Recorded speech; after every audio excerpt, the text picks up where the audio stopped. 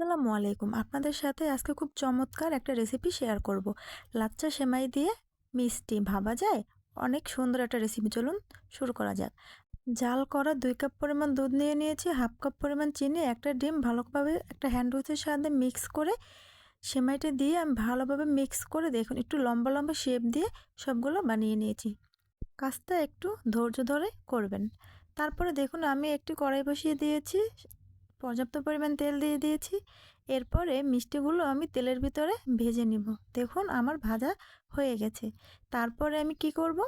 এখানে আমি ৩ কাপ পরিমাণে পানি দিয়ে দিয়েছি, ১.৫ কাপ পরিমাণে চিনি দিয়ে দিয়েছি। আর হচ্ছে এখানে থেতো করা ২টা এলাচ দিয়ে দিয়েছি। পানিটা বলক আসা পর্যন্ত ওয়েট করেছি। এরপরে দেখুন আমি মিষ্টিগুলো দিয়ে দিব। মিষ্টিগুলো দিয়ে দেওয়ার পরে আমি এটাকে আরও জাল করে নিব। দেখুন এরকমভাবে ঘন যখন হয়ে যাবে তখন নামিয়ে নিব।